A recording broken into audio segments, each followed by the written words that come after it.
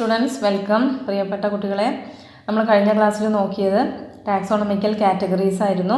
ഈ ക്ലാസ്സിൽ നമ്മൾ നോക്കുന്നത് ടാക്സോണമിക്കൽ എയ്ഡ്സ് ആണ്, അതായത് വർഗീകരണ ഉപാധികൾ. എന്താണ് ടാക്സോണമിക്കൽ എയ്ഡ്സ്, അതുകൊണ്ടുള്ള ഗുണം എന്താണ്, എന്തിനാണിത് സഹായിക്കുന്നത്, നമുക്കൊന്ന് നോക്കാം. The taxonomic studies of various species of plants and animals are useful in agriculture, forestry, industry, and to study about the bioresources and their diversity. അപ്പോൾ ഈ ടാക്സോണമിക്കൽ എയ്ഡ്സ് നമുക്ക് പല മേഖലകളിലും സഹായകരമാണ്. ഈ വർഗീകരണ ഉപാധികൾ ഏതെല്ലാം ആ മേഖലകൾ? ഉദാഹരണമായിട്ട് അഗ്രികൾച്ചർ, കൃഷിയുടെ മേഖല, അതുപോലെ ഫോറസ്ട്രി, വനശാസ്ത്ര മേഖല, ഇൻഡസ്ട്രി, പലതരം വ്യവസായങ്ങൾ, ജൈവ വിഭവങ്ങൾ, അതുപോലെ ദെയർ ഡൈവേഴ്സിറ്റി, അതിൻ്റെ വൈവിധ്യത്തിനെ കുറിച്ചറിയാം. ഇതിനൊക്കെ ഈ ടാക്സോണമിക്കൽ എയ്ഡ്സ് നമ്മളെ സഹായിക്കുന്നുണ്ട്. These studies would require correct classification and identification of the organism. ജീവികളെക്കുറിച്ച് പഠിക്കുമ്പോൾ അതിന് കറക്റ്റ് ക്ലാസിഫിക്കേഷനും ഐഡൻറ്റിഫിക്കേഷനും ആവശ്യമാണ്. ഒരു ജീവിയെ നമ്മൾ കണ്ടെത്തിയാൽ അത് കറക്റ്റായിട്ട് അതിനെ വർഗീകരിക്കാൻ കഴിയണം, അതിനെ കറക്റ്റായിട്ട് തിരിച്ചറിയാൻ നമുക്ക് സാധിക്കണം. Biologists have established certain procedures and techniques to store and preserve the information as well as the specimen. ഇപ്പോൾ ഒരാൾക്ക് ഒരു ജീവിയെ കിട്ടിയെന്ന് വിചാരിക്കും, അതിനെ സൂക്ഷിക്കാനും അതിന് കുറേ കാലം പ്രിസർവ് ചെയ്ത് വെക്കാനുമെല്ലാം ബയോളജിസ്റ്റുകൾ ചില പ്രവർത്തനക്രമങ്ങളും ടെക്നിക്സുകളും അവലംബിച്ചിട്ടുണ്ട്. നമുക്ക് ഏതൊക്കെയാണ് ഈ ടാക്സോണമിക്കൽ എയ്ഡ്സ് ഒന്ന് നോക്കാം. One is herbarium showing stored specimens. അപ്പോൾ വാട്ട് ഈസ് ഹെർബേറിയം എന്ന് പറഞ്ഞാൽ എന്തായിരിക്കും? Herbarium is a storehouse of collected plants specimens that are dried, pressed and preserved on sheets. അപ്പോൾ ഹെർബേറിയം എന്ന് പറഞ്ഞാൽ it is the storehouse, സൂക്ഷിപ്പ് കേന്ദ്രമാണ് എന്തിൻ്റെ? Of collected plant specimens. ഇപ്പോൾ റിസർച്ചിനൊക്കെ ഗവേഷണത്തിനൊക്കെ പോകുന്നവർ കളക്ട് ചെയ്തിട്ടുള്ള സസ്യങ്ങളുടെ സ്പെസിമെനുകളെ, അതിൻ്റെ ഉദാഹരണങ്ങളെ നമ്മൾ എന്ത് ചെയ്യുന്നു? ദാറ്റ് ആർ ഡ്രൈഡ്, അവയെ നമ്മൾ ഉണക്കി, പ്രസ്ഡ് അമർത്തി, ആൻഡ് പ്രിസേർവ്ഡ് ഓൺ ഷീറ്റ്സ്, ഓരോ ഷീറ്റുകളിലായിട്ട് നമ്മളതിനെ സൂക്ഷിച്ച് വെക്കുന്നതിനെയാണ് നമ്മൾ എന്ത് പറയുന്നത്? ഹെർബേറിയം. അപ്പോൾ ഡ്രൈഡ് ആയിട്ടുള്ള plant സ്പെസിമെനാണ്. These sheets are arranged according to universally accepted system of classification.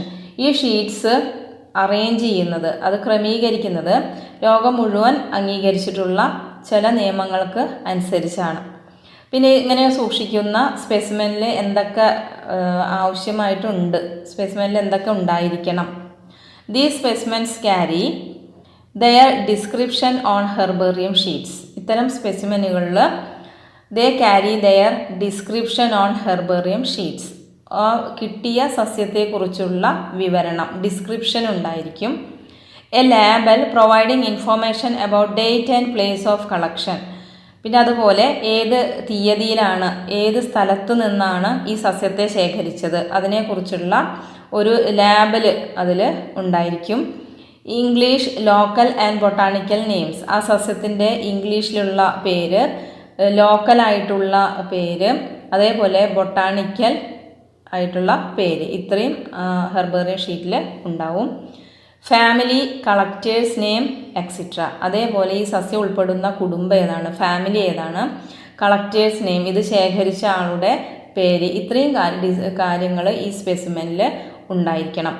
Herbaria also serves as cute referral systems in taxonomical studies. ഇപ്പോൾ നിങ്ങൾക്കൊരു സസ്യത്തിനെ കിട്ടിയെങ്കിൽ അത് ഏതാണ് ആ സസ്യം എന്ന് പെട്ടെന്ന് തിരിച്ചറിയാൻ ഇത്തരം ഹെർബേറിയങ്ങൾ നമ്മളെ സഹായിക്കും. ചിത്രം നോക്കാം. ഇവിടെ ഒരു ഹെർബേറിയത്തിൻ്റെ ചിത്രമാണ് കൊടുത്തിട്ടുള്ളത്. ഇവിടെ ഹെർബേറിയം ഷീറ്റിൻ്റെ ചിത്രം കൊടുത്തിട്ടുണ്ട്. നിങ്ങൾ ചെറിയ കുട്ടികളൊക്കെ ആയിരിക്കുമ്പോൾ ചെയ്തിട്ടുള്ളത് തന്നെയാണ്. ചില സസ്യങ്ങളുടെ ഇലകൾ കിട്ടിയാൽ നിങ്ങൾ കട്ടിയുള്ള പുസ്തകത്തിൻ്റെ ഇടയിൽ അതിനെ അമർത്തി ഉണക്കി സൂക്ഷിക്കാറുണ്ട് അല്ലേ? അത് തന്നെയാണ് ഹെർബേറിയം എന്ന് പറയുന്നത്. ഹെർബേറിയം ഷീറ്റാണ് ഇവിടെ തന്നിട്ടുള്ളത്. ഇതിൽ അതിൻ്റെ സയൻറ്റിഫിക് നെയിം, ഈ ചെടി ശേഖരിച്ച തീയതി, സ്ഥലം, അതേപോലെ അത് ഏത് ഫാമിലിയിലാണ് ഉൾപ്പെടുന്നത്, ഈ കാര്യങ്ങളൊക്കെ ഇവിടെ രേഖപ്പെടുത്തിയിട്ട് ഉണ്ടായിരിക്കും. Next is museum. അടുത്തത് മ്യൂസിയമാണ്, കാഴ്ച ബംഗ്ലാവ്. മിക്ക സ്കൂളുകളോടോ അല്ലെങ്കിൽ മിക്ക കോളേജുകളോടും അനുബന്ധമായിട്ട് മ്യൂസിയംസ് കാണാറുണ്ട്. Museums have collections of preserved plants and animal specimen for study and references. മ്യൂസിയത്തിൽ എന്താ കാണുന്നത്? Collections of preserved plant and animal specimens for study and reference. അപ്പോൾ മ്യൂസിയത്തിൽ പ്ലാന്റ്സിൻ്റെയും അനിമൽസിൻ്റെയും സ്പെസിമെൻ പ്രിസർവ് ചെയ്ത് വെച്ചിട്ടുണ്ടായിരിക്കും, അതിനെ സൂക്ഷിച്ച് വെച്ചിട്ടുണ്ടായിരിക്കും. അതിനെയാണ് നമ്മൾ എന്ത് പറയുന്നത്? മ്യൂസിയം എന്ന് പറയുന്നത്. ജീവനില്ലാത്ത സസ്യങ്ങളെയും ജന്തുക്കളെയും പഠനാവശ്യങ്ങൾക്കും വിശകലനത്തിനും വേണ്ടി രാസലായനികളിൽ വെച്ചും ഉണക്കിയും ഒക്കെ സൂക്ഷിക്കുന്ന സ്ഥലമാണ് മ്യൂസിയം എന്ന് പറയുന്നത്. അപ്പോൾ ജീവനോടെ അല്ലാതെയാണ് മ്യൂസിയത്തിൽ ജീവികളെ സൂക്ഷിക്കുന്നത്. The specimens are preserved in the containers or jars in preservative solutions. നിങ്ങളുടെ സ്കൂളുകളിലെ ലാബുകളിലൊക്കെ നിങ്ങൾ കണ്ടിട്ടുണ്ടാവും. ഈ സ്പെസിമെൻസിനെ കണ്ടെയ്നേഴ്സിലോ അല്ലെങ്കിൽ ജാറുകളിലോ പ്രിസർവേറ്റീവ് ആയിട്ടുള്ള ദ്രാവകങ്ങളിലൊക്കെ സൂക്ഷിച്ചു വെച്ചിരിക്കുന്നത് നിങ്ങൾ കണ്ടിട്ടുണ്ടാവും. ഇനി ഓരോ ഓർഗാനിസത്തിനെയും പല തരത്തിലാണ് പ്രിസർവ് ചെയ്ത് വെക്കുന്നത്. Plants and animal specimens may also be preserved as dry specimens. സസ്യങ്ങളെയും ജന്തുക്കളെയും ഡ്രൈ ആയ ഉണക്കിയ രൂപത്തിലും സൂക്ഷിക്കാറുണ്ട്. Insects are preserved in insect boxes. ഷഡ്പദങ്ങളെ സൂക്ഷിക്കുന്നത് ഇൻസെക്റ്റ് ബോക്സസിലാണ്. എങ്ങനെയാണത് ചെയ്യുന്നത്? After collecting, killing and pinning. ആദ്യം നമ്മളതിനെ കളക്ട് ചെയ്യുന്നു, ഷഡ്പദങ്ങളെ ശേഖരിക്കുന്നു, പിന്നെ അതിനെ ദ്രാവകങ്ങളിൽ ഇട്ട് അതിനെ കില്ല് ചെയ്യുന്നു. അതിനുശേഷം അതിനെ പ്രത്യേക തരം സൂചികൾ ഉപയോഗിച്ച് പിൻ ചെയ്ത് ഇൻസെക്റ്റ് ബോക്സിൽ സൂക്ഷിച്ചു വെക്കുകയാണ് ചെയ്യുന്നത്. Larger animals like birds and mammals are usually stuffed and preserved. വലിയ മൃഗങ്ങളെ, അതായത് പക്ഷികൾ, സസ്തനികൾ പോലെയുള്ള വലിയ ജീവികളെ സ്റ്റഫ് ചെയ്തിട്ടാണ് സൂക്ഷിക്കുന്നത്. Museum often have collections of skeletons of animals too. അതേപോലെ ജന്തുക്കളുടെ അസ്ഥികൂടങ്ങളിൽ മ്യൂസിയത്തിൽ സൂക്ഷിച്ചു വയ്ക്കാറുണ്ട്. ഇപ്പോൾ ഈ ഡൈനോസേഴ്സുകളൊക്കെ സ്റ്റഫ് ചെയ്തിട്ടൊന്നും നമുക്ക് സൂക്ഷിക്കാൻ സാധിക്കാത്തതാണ്. അത് മുൻപേ വംശനാശം വന്നതാണ് അല്ലേ. അപ്പോൾ അങ്ങനെയുള്ള ജീവികളുടെയൊക്കെ സ്കെൽറ്റൻസ് ആണ് നമ്മൾ സൂക്ഷിച്ച് വെക്കുന്നത്. Next is botanical gardens. These specialized garden have collection of living plants for reference. Botanical ഗാർഡനിൽ കളക്ഷൻ ഓഫ് ലിവിങ് പ്ലാന്റ്സ് ആണ് കാണുന്നത്. ജീവനോടെയാണ് സസ്യങ്ങളെ സംരക്ഷിച്ച് പോരുന്നത്. അപ്പോൾ ബൊട്ടാണിക്കൽ ഗാർഡനിൽ ജീവനോടെ സസ്യങ്ങളെ സംരക്ഷിച്ചു പോരുന്നു. അതിനെയാണ് നമ്മൾ സസ്യോദ്യാനം അല്ലെങ്കിൽ ബൊട്ടാണിക്കൽ ഗാർഡൻ എന്ന് പറയുന്നത്. ഇവിടെ ഒരു ബൊട്ടാണിക്കൽ ഗാർഡൻ തന്നിട്ടുണ്ട്. അതായത് Jawaharlal Nehru tropical botanical garden, Palode, തിരുവനന്തപുരത്തുള്ള ബൊട്ടാണിക്കൽ ഗാർഡൻ്റെ ചിത്രമാണ് തന്നിട്ടുള്ളത്. Plant species in these gardens are grown for identification purposes and each plant is labeled indicating its botanical or scientific name and its family. Botanical ഗാർഡനുകളിൽ, സസ്യോദ്യാനങ്ങളിൽ നമ്മൾ ഐഡൻറ്റിഫിക്കേഷന് വേണ്ടി, സസ്യങ്ങളെ തിരിച്ചറിയുന്നതിന് വേണ്ടിയിട്ടാണ് വളർത്തിയിരിക്കുന്നത്. അതുകൊണ്ട് ഓരോ സസ്യത്തിനും ലാബിൽ ചെയ്തിട്ടുണ്ടായിരിക്കും indicating its botanical or scientific name, അതിൻ്റെ ബൊട്ടാണിക്കൽ നാമം, അതേപോലെ അതിൻ്റെ ഫാമിലി, ഇതെല്ലാം അവിടെ സസ്യത്തോടു കൂടി ലാബിൽ ചെയ്ത് കാണപ്പെടുന്നു. The famous botanical gardens are at Kew, England. പ്രശസ്തമായ ബൊട്ടാണിക്കൽ ഗാർഡനുകളാണ് ഇംഗ്ലണ്ടിലെ Kew botanical garden, Indian botanical garden Howrah, Indian botanical garden ഹൗറയിലുള്ള Indian botanical garden, national botanical research institute Lucknow, India, ഇന്ത്യയിലെ ലക്നൌവിലുള്ള നാഷണൽ ബൊട്ടാണിക്കൽ റിസർച്ച് ഇൻസ്റ്റിറ്റ്യൂട്ട്. ഇതൊക്കെയാണ് പ്രശസ്തമായിട്ടുള്ള ബൊട്ടാണിക്കൽ ഗാർഡനുകൾ. Next is zoological parks, മൃഗശാലകൾ, zoo. These are the places where wild animals are kept in protected environments under human care. Zoological parks are places where wild animals are kept in protected environments. മൃഗശാലകളിൽ വന്യജീവികളെ മനുഷ്യൻ്റെ ശ്രദ്ധയോടുകൂടി സംരക്ഷിക്കുന്നു. ഇവിടെ ജീവനോട് കൂടിയിട്ടാണ് ജീവികളെ സംരക്ഷിക്കുന്നത്. This help us to learn about their food habits and behaviour. ഇത് മൃഗങ്ങളുടെ ഭക്ഷണ രീതികളെക്കുറിച്ചും അവയുടെ സ്വഭാവ രീതികളെക്കുറിച്ചും ഒക്കെ നിരീക്ഷിക്കുന്നതിന് നമ്മളെ സഹായിക്കുന്നു. All animals in zoo are provided condition similar to their natural habitat. അവയുടെ പ്രകൃത്യാ തന്നെയുള്ള ആവാസ വ്യവസ്ഥയ്ക്ക് അനുയോജ്യമായ ഒരു അന്തരീക്ഷമാണ് ഓരോ മൃഗശാലയിലും നമ്മൾ ഒരുക്കുന്നത്. Next is key. അടുത്തത് കീ ആണ്. ഇപ്പോൾ നമുക്ക് ഒരു ജീവിയെ കിട്ടിയെന്ന് വിചാരിക്കുക. ഇപ്പോൾ ചിത്രശലഭത്തിനോട് സാദൃശ്യമുള്ളൊരു ജീവിയെ നിങ്ങൾക്ക് കിട്ടിയെന്ന് വിചാരിക്കുക. അങ്ങനെയാണെങ്കിൽ ഈ ജീവി പുതിയതാണോ അല്ലെങ്കിൽ മുൻപുണ്ടായിരുന്നതാണോ എന്നൊക്കെ തിരിച്ചറിയാൻ സഹായിക്കുന്ന വർഗീകരണ ഉപാധിയാണ് key. Key is another taxonomical aid used for identification of plants and animals based on the similarity and dissimilarity. സസ്യങ്ങളെയും ജന്തുക്കളെയും അവയുടെ സാദൃശ്യങ്ങളും അതേപോലെ വ്യത്യാസങ്ങളുടെയും അടിസ്ഥാനത്തിൽ തിരിച്ചറിയാൻ സഹായിക്കുന്ന വർഗീകരണ ഉപാധിയാണ് കീ എന്ന് പറയുന്നത്. അപ്പോൾ keys R identification of plants and animals based on the similarities and dissimilarities. The keys are based on the contrasting characters generally in a pair called couplet.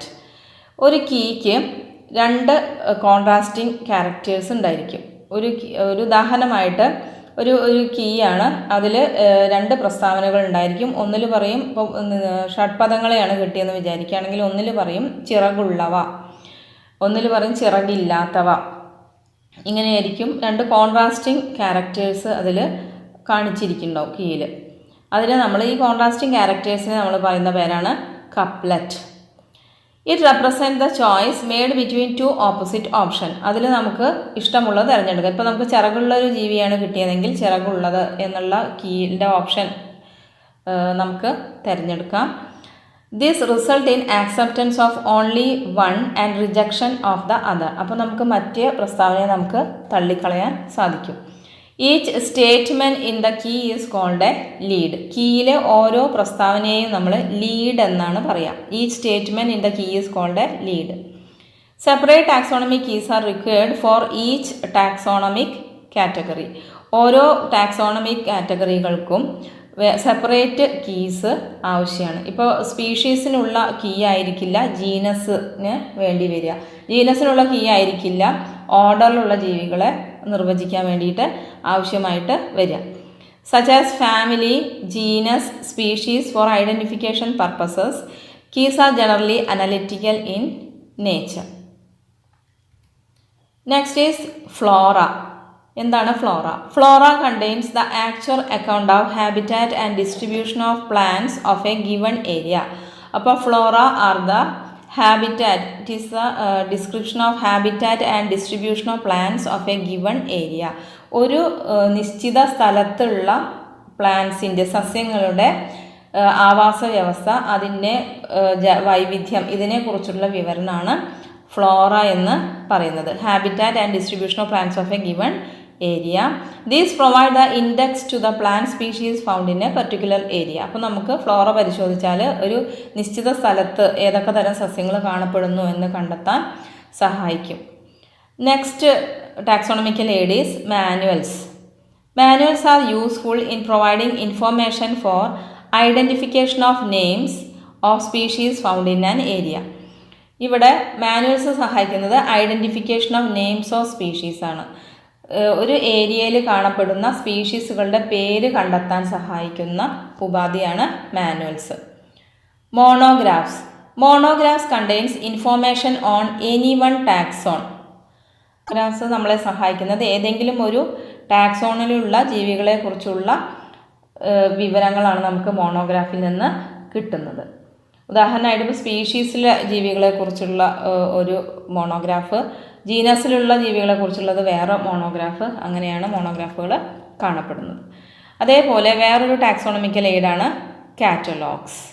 അപ്പോൾ ഈ പറയുന്നതൊക്കെയാണ് പ്രധാനപ്പെട്ട ടാക്സോണമിക്കൽ എയ്ഡ്സ്. ഏതൊക്കെയായിരുന്നു? ഹെർബേറിയം, ബൊട്ടാണിക്കൽ ഗാർഡൻ അല്ലെങ്കിൽ സസ്യോദ്യാനം, museum or കാഴ്ച ബംഗ്ലാവ്, zoological park അല്ലെങ്കിൽ മൃഗശാലകൾ, key അല്ലെങ്കിൽ വർഗീകരണ വഴികാട്ടികൾ, ഫ്ലോറ, മാനുവൽസ്, മോണോഗ്രാഫ്, കാറ്റലോഗ്സ്.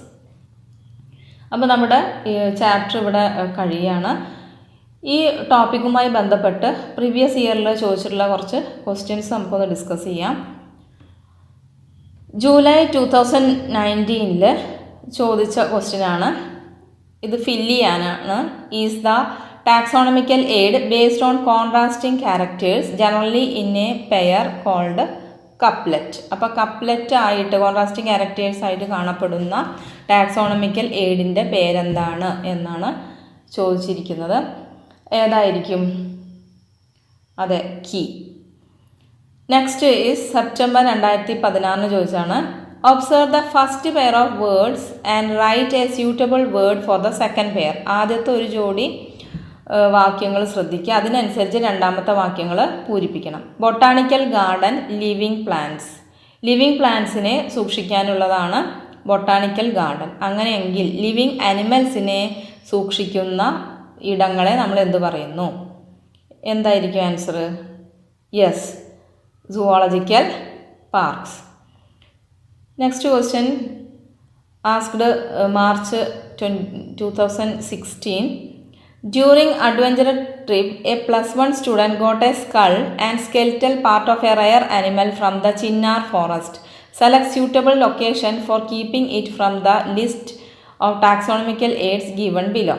ഒരു ട്രിപ്പിന് പോയപ്പോൾ ഒരു കുട്ടിക്ക് ഒരു ജീവിയുടെ സ്കള്ളും അതുപോലെ സ്കെലിറ്റൽ പാർട്സും കിട്ടി, അസ്ഥികൂടവും തലയോട്ടിയും കിട്ടി. എങ്കിൽ താഴെ പറയുന്ന വർഗീകരണ ഉപാധിയിൽ ഏതിലാണ് അത് സൂക്ഷിക്കേണ്ടത്? നമുക്ക് നോക്കാം. ഇപ്പോൾ സ്കള്ളും സ്കെലിറ്റൽ പാർട്ടുമാണ് കിട്ടിയത്. ഹെർബേറിയം നമുക്ക് സൂക്ഷിക്കാൻ സാധിക്കില്ല.